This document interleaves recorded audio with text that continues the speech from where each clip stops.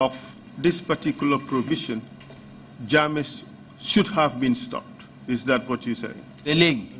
bunti luwa bi nga xamantene loolu lañ wax ni Jammeh waron nañ ko tere wala ayé ko pour mu continuer di faj bu mo dam faj.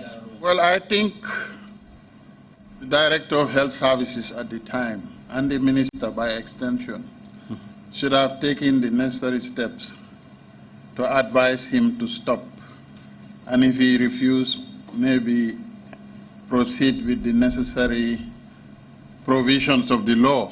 Man nak fokk na ne jamono bobu ki nga xamne moy won director bu health services ak ki nga xamne moy won ministre bañ denkon wali wergu yaram gi waron nañ ko tere su fekke ne bañ na ñu sukkandiku ci li nga xamne mom la loi bi wax. But although we must remember that we were living in the context of a dictatorship. Waye nak ñu fatale ko tamit ne jamono boba ñu ngi nekkon ci rew mo xamne nguuri jaay doole mo fi nekkon, which was characterized by fear, and if anybody had an opinion opposed to what the dictator believed in, we all know what the likely consequences would have been. Te nak jamono bobu ñun ñepp xamone nañ ne bu fekke ne ken taxaw na sax pour weddi mom koku nga xamne mo doon doxal nguuri jaay doole bobu ku nekk xamna li nga xamne mo la ci doon wara fekki. It's likely that a grim security operative would just come and grab you and take you for detention or indefinite disappearance without an open and fair trial. That would have been the likely consequence. So, in a sense, you can understand the fear that existed to challenge what he was doing. Te su boba sax ni kon da nga tok rek gis borom uniforme bu werta bo xamne dafa ñew rek ñi la cias yobula hejna ken dula gisati wala ñu jël la tégué la ben bor bon nak mën nañu wax ne hejna jamono joju ragal bobu mo dalon ñoñu tamit. Not only was his therapeutics dangerous and ought to have been stopped, your belief is that he was falsely pretending to be a medical practitioner. That's your belief, right? Well, ne rek dañ ko warona taxawal wala ayé ko pour faj bi nga xamantene loolu la doon faj waye comme ne mom dafa nekkon ki nga xamantene mu ngi doon faj ci li nga xamantene mom loolu la doon faj te ken du ñëmé pour wax ko dara ci loolu. Déedéet mu ngi doon woné ne mom fajkat la medical practitioner ci niñ ko xamé ci conventional medicine te mom doonut lolu mu ngi melni dal mu ngi doon woné comme dal ne mun na liggéey docteur te mom du ton docteur. What do you say to that? Section 39. Well, judging from the way he was acting and the way he was handling the patient. Wa buñ ko sétlo nak mom nim doon jëfé ak ni nga xamné non la doon jëflanté ak ñim doon fajj. And to the extent of going to accident and emergency unit of the Edward Francis Small Teaching Hospital. Dem be ci fa nga xamné moy bërepp bi ñoo wax accident and emergency unit ci l'hôpital bu mag bi ci Banjul. Applying some form of management modalities in the presence of the international press. Di jël ay anam yo xamne mu ko doon jema woné ci kanami way taskati xibaar yi nga xamne ñoo nekk bitim réew. Well, one cannot but adduce that it was de facto medical practice. Bon nak bon duñ mëna wéddi né mu ngi doon oté né mom fajkat la. I remember vividly he went there with, I think it was a CNN reporter. There was an HIV patient lying on the bed who claimed that he was suffering from real pain.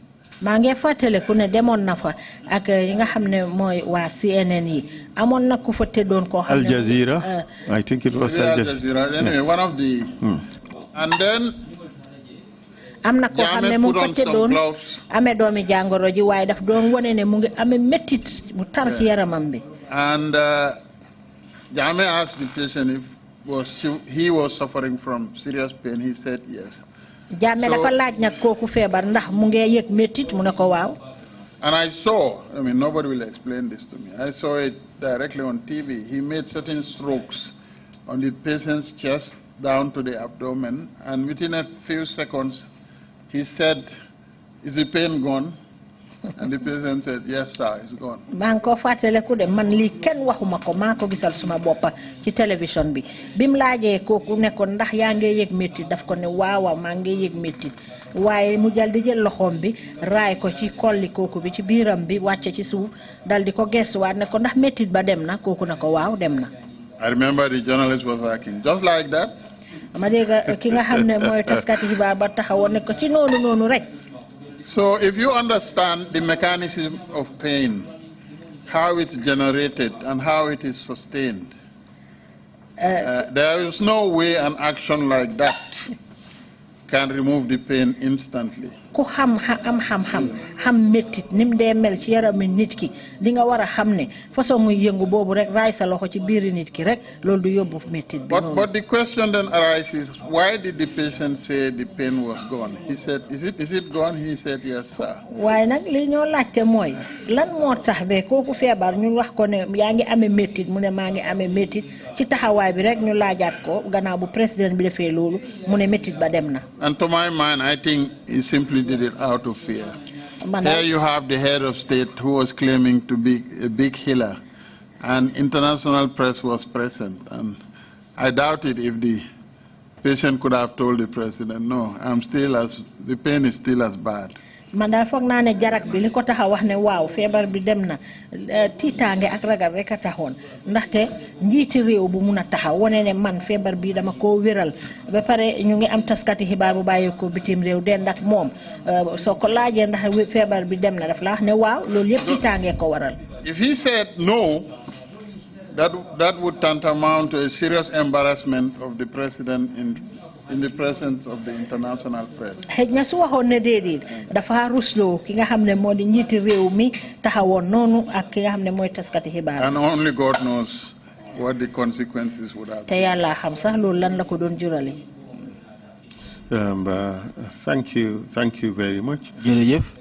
So now let's move on to talk about the code of conduct violations that arose as a result of the PATP. léegi ñu waxtaanee li nga xamante ne moo nekk code of conduct moo nekk sarta yi nga xamante ne loolu lañ teral loolu naka la koy président bi wala faj bi mu doon def naka la ko bàyyee gannaaw si jamono bi nga xamante ne mu ngi doon faj ay malade. You suggest that the profession, the medical practice profession, takes very seriously the ethics of professional secrecy and handling of information. Let's talk about that. wax nga fii ne si seen waarum faj bi nga xamante ne loolu ngeen dee def dafa solol trop li nga xamante ne moo nekk secret yi nga xamante ne moo ëmba si wàllum si ni ngeen dee faj nit ñi ak si wàllum anam bi nga xamante ne noonu ngeen dee defee seen liggéey nañ waxtaan si loolu tuuti. Well, the information that the patient confides in the physician. Waa xibaar yi nga xam ne jarak bi loolu laa jox ki nga xam ne mooy fajkat bi. It should be guarded with utmost secrecy. Loolu moom secret gu rëy lañ ko war a sàmmee. Because it is a privileged information by virtue of the status of the doctor. Ndaxte loolu xibaar la boo xam ne docteur bi rek moo ki nga xam ne moo ko war a xam. And it constitutes professional misconduct and is totally objectionable if the doctor reveals that information, especially if it's done in a very careless manner. Te loolu moom duñ ko nangu te nag dafa yàq li nga xam ne moo di sarta ak jikko bi nga xam ne moom la docteur bi war a am su fekkee ne xibaar yooyu moom sàmmut ko ni mu ko war a sàmmee. Such information can only be divulged in certain circumstances. Xibaar yooyu dafa am rek ci ay anam yoo xam ne ci la war a feeñee. One, bu njëkk bi. It is prescribed by law. Su fekkee ne loi soxla na ko. Or wala. It is demanded by a court of competent jurisdiction. Wala bu fekkee ne am na attekaay boo xam ne bu óor la boo xam ne ñoom dañ soxla xibaar boobu. Or three. Wala ñetteel bi. it poses a threat of harm to a third party. wala bu fekkee ne xibaar bi suñ ko wonewut dafa yàq keneen koo xam ne mooy mu ngi tënku ci moom. So under those circumstances, one can divulge the information, but based on the fact that it should be explained to the patient the nature of disseminating the information, the contents of it, and the possible consequences. Waaw su fekkee ne nag loolu am na dañ war a taaj jarak bi ñu waxal ko anam yi nga xam ne noonu la ñoo joxe xibaar yi ak lan moo war a tax ba ñu war a joxe xibaar yooyu. Would you say that public interest is also another exception? kon léegi da nga bëgg a wax ne tam askan bi tam seen mbir dafa nekk li nga xamante ne loolu mun war nañ koy joxe comme que askan bi soxla nañ koy xam rek. Indeed, because, for example, if one has a very contagious disease, that is notifiable. If it is not done, there is a risk of it spread and causing harm to members of the public. So there is a risk of serious harm to a third party. su fekkee ne nit ki mu ngi amee jàngoro joo xam ne dafa wàllante loolu nag jaadu na pour ñi nga xam ne ñoo ko war a xam ñu xam ko balaa moo lor ñeneen ñi. In this particular instance, would you say that showing publicly infected people being treated was in the public interest? Comme bii nii bi ñu nekk di wax nii léegi nit ñi nga xamante am nañ doomu jàngoro bu fekkee ne ñu leen a faj comme ñu denc ko loolu dafa nekk li nga pour askan bi la. su fekkee ne ñu ngi leen jël di leen wone ci niñ leen a fajee ñëpp di ko gis ndax loolu mun nañ koo boole ci loo xam ne dafa itteel askan wi.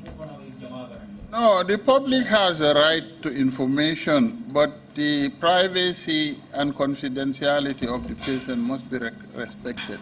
dëgg la nag askan wi doole may na leen na pour ñoom tam ñuy am ay xibaar yoo xam ne soxla nañ ko waaye nag dañ war a fàttale ku tam ne sekkare ki nga xam ne moo amee feebar bi loolu tam dañ ko war a sàmmade. So it should have been conducted maybe in a manner, even if it's justifiable, so that the patient cannot be identified. You know, but you can imagine a family man or somebody with HIV shown on TV and he has AIDS, and wherever he passes, fingers are pointed at him. That's a disaster. am na lu ko laaj maanaam daal foog ñu wane faj gi xëj na mënoon nañ koo def ci anam yoo xam ne kenn du xàmmee borom waaye nag seetal rek koo xam ne borom njaboot la mu ngi amee ay njabootam ci gannaaw nga toog rek wane ko ci télévision bi ñu ko wane niñ ko fajee di wane dafa am doomi jàngoro AIDS loolu tamit lu ñaaw la. And it constitutes a serious source of embarrassment for his family. te loolu sax njabootam sax daf leen a rusloo. Which is beyond repairs actually. In fact, stigmatization is one of the biggest problems for the treatment of HIV/AIDS in this country, isn't it?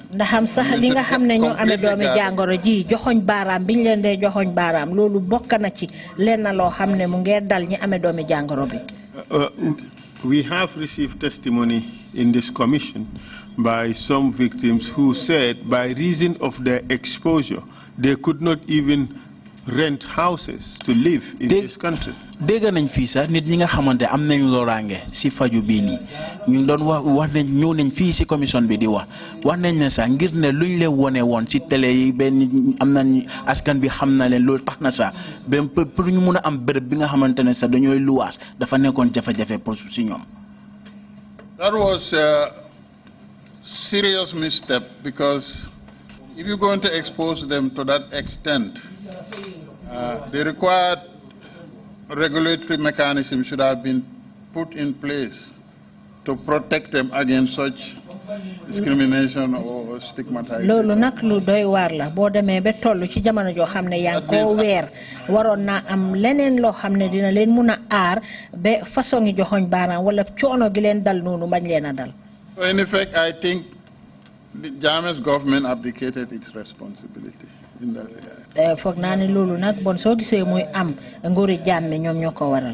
We have received evidence from some witnesses saying that those members of the first batch were just taken to State House and told you have to start treatment, there was no counseling and no informed consent taken from them. Do you have any problems with that? nit ñi jël ben ñi nga xamantene mbolo bi nga xamantene jël ben mbolo bu ñu yobbu won ñi nga xamantene ñoo leen bëgg faj de am nañ fi ay cadre yi nga xamne garal nañ ko fi ne ñu ne ñooñu dañ lay yobbu ci kër bour moy state house buñ leen fa yobé rek ñu ne leen légui da ngeen wara door faj bi mu fekk waxuñ leen dara te waxuñ leen tam ci ban anam bi nga xamantene non la faj bi wara jaar lan nga am pour wasi lolu. Yeah, I have a lot of problems with that because there's provision for, even if you suspect HIV, before you test the patient, you give what we call a pre-test counseling. Man nak lolu mom jaaxal na ma torop ndaxte sax yoon lim santane moy ki amé doomi jangoro bi sax bala nga ko seet ndax am na ko wala amuko da nga wara ñëk toga mom nga waxtaana mom mu xam mbir yi naka la démé. And then of course you seek informed consent. Ko defé nak nga daldi sakku ci mom ñëk bem ne nanguna. And after the test you do a post-test counseling. Légui nak boko testé be seet ko be paré dang ko wara togaat waxa mom gannaaw test bi nga def amna benen waxtaan wo xamné war nga ko séxa ak mom. So it's totally wrong and I think a gross dereliction of duty to just take these people, parade them on TV and show them to the whole world without their informed consent. Kon nak lolu mbir la mo xamné warut te nit ki waru ko jaarale ci wàlli liggéeyam pour jël nit rek woné ko ci télévision bi ñëpp di ko xool ci sa wàlli liggéey lolu moom warut. And how about the conduct of the actual treatment? We have seen people exposed publicly wearing nothing other than a towel wrapped around the lower part of their body. Légui faj bi si anam buñ ko défé nak because ñun gis nañ si télé bi nit ñi nga xamantene ñu ngi leena faj soruñ dara lu du tawel bi nga xamantene loolu lañ muuro sen awra yi. In fact, the act is very explicit and the code of conduct. The patient has the right to appropriate privacy. And when a doctor is examining a patient, it should be done in such a manner that he or she is not unnecessarily exposed. Ndax xam sax loolu àndul ak li nga xam ne mooy suñu wàlli liggéey su fekkee sax ne docteur mu ngi seet ki nga xam ne moo di jarab bi am na ci ay yoon yoo xam ne foofu la ko war a jaaralee. And of course HIV is a condition that can affect the whole body.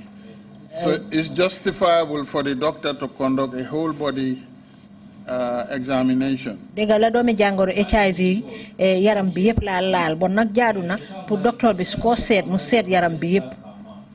But that's no business for the non-doctor or onlookers.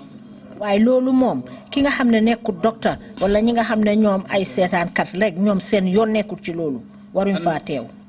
Our code of conduct goes further to say, if you are going to examine a person of the opposite sex, it is advisable to have a chaperone of the same sex as the patient, to prevent allegations of impropriety.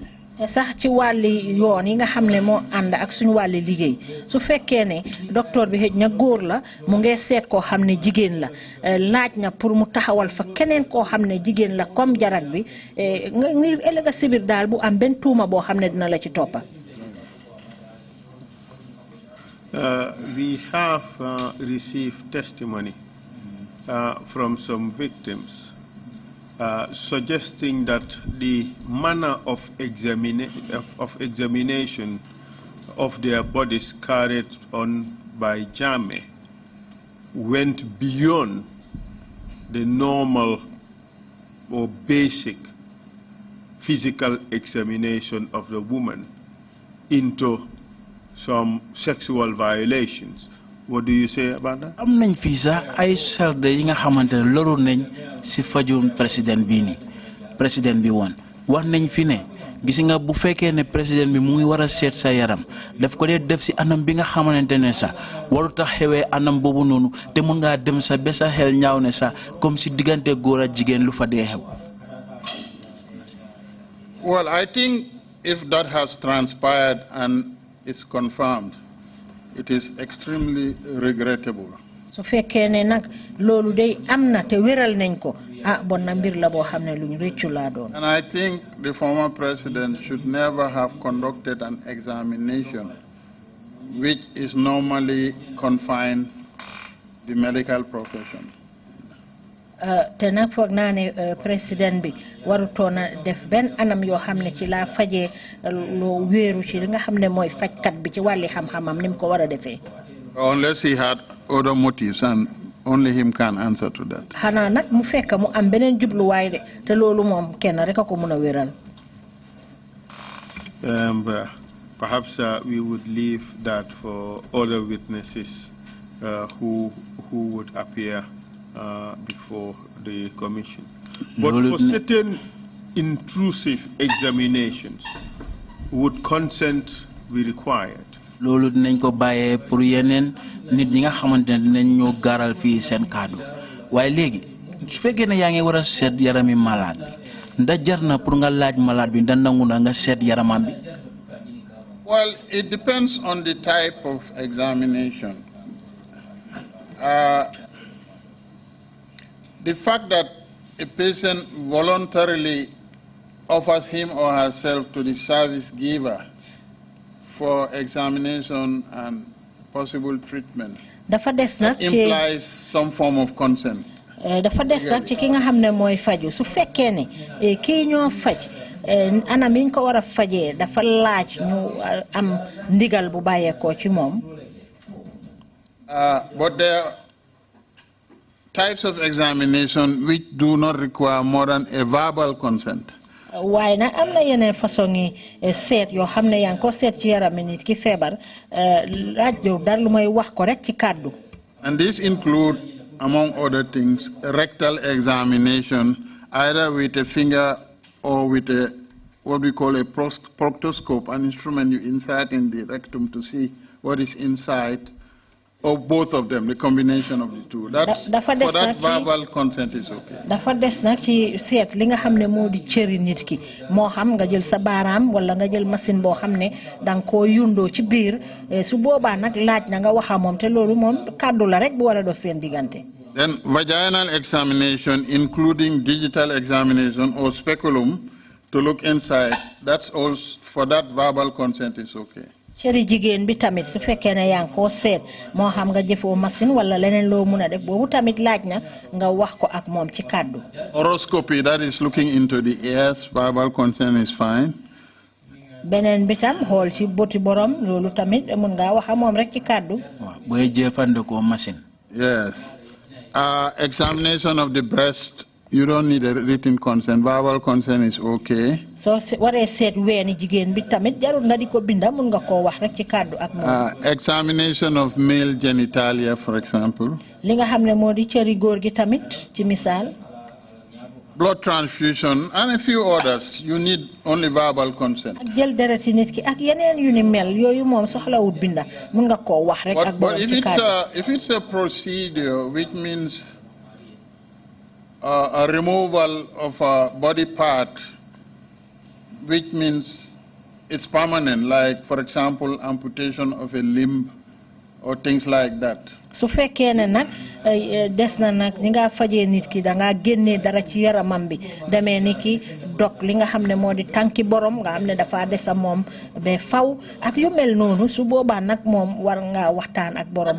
Ak major operation procedures which can have any kind of consequences, that too you need a written consent normally. That's why a consent form is signed by the patient before the operation is carried out. ak yeneen façon opéré yoo xam ne xëj na da ngaa génnee dara ci yarami nit ki ak yu mel noonu su boobaa nag war ngaa bind këyit boo xam ne da nga ko cee waxal mu nangutoo ko dal di ko sign loolu moom su boobaa loolu nga war a def. And you have to explain it in a manner that the patient clearly understands what is involved, in a language he or she understands.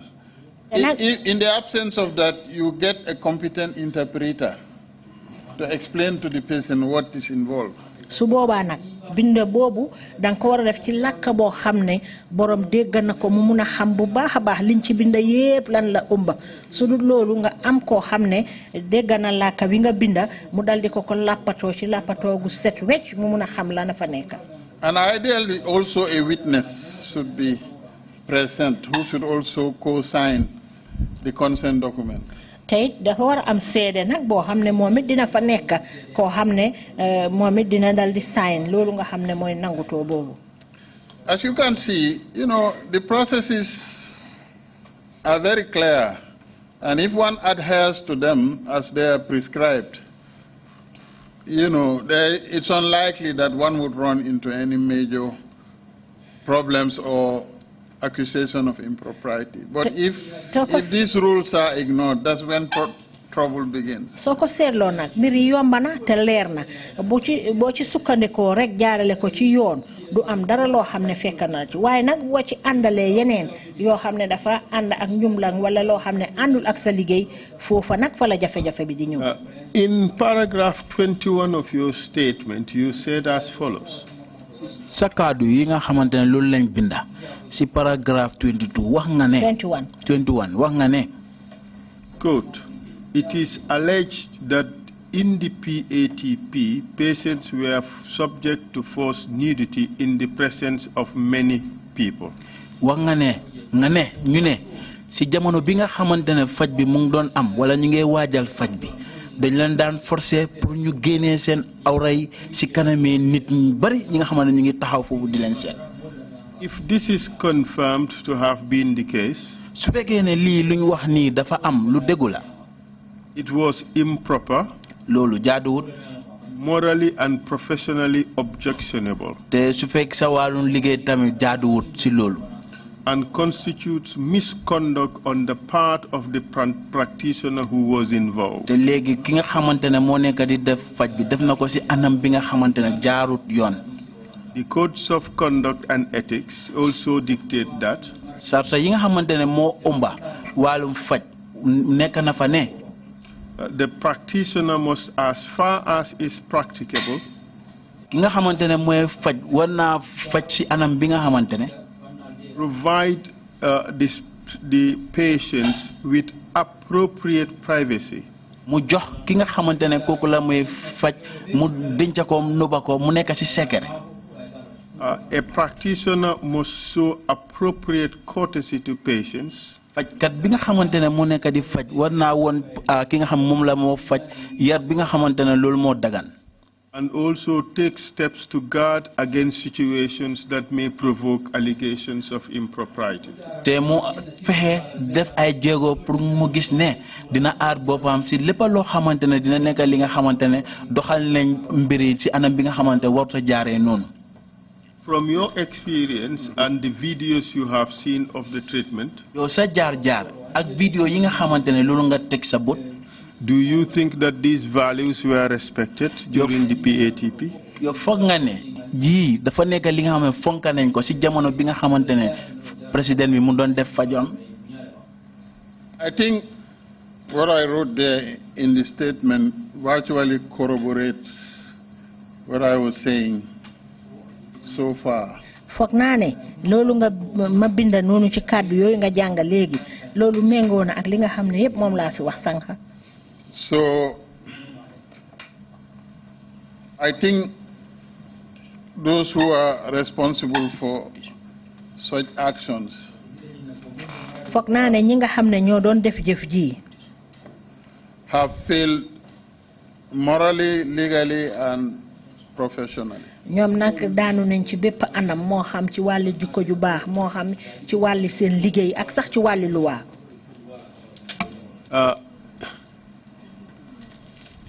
You said that Section 39 applied to Jammeh. Yo wax nga ne bunti loi bi nga xamantene mom la ñu wax section Jammeh lolu section 39 lolu pour Jammeh la.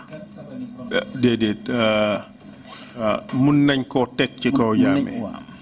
Yes, In the sense that although he didn't come out and say, I'm a medical doctor, I'm a registered medical practitioner.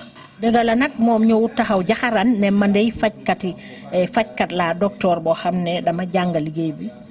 But he acted in a way and manner waaye that nag can ci only jëfinam reasonably be interpreted as presenting himself as a medical practitioner. waaye nag ci wàlli jëfinam rek nit mun naa wax ne dafa feeñal boppam mel ni moom docteur la buy faj. Remember, that part of the act says that if you pretend to be a doctor, you present yourself as a doctor, or you claim to be a doctor, and you are not registered by the council, then you have committed an offense. boko fàttale ko nag ci wàlli luwa boobu nga xam ne moom nga tiim noonu wone nañ fa ne nit ki su fekkee ne yaa ngi taxaw di wone ne yow docteur nga di oote ne yow docteur nga loolu mu ngi mel ne àndul ak luwa bi. So yes, I think that that section of the act applies unconditionally to the PATP. te foog naa ne fànn googu ci wàlli luwa bi loolu moom daan na li nga xam ne mooy faji PATP bi. And by extension, the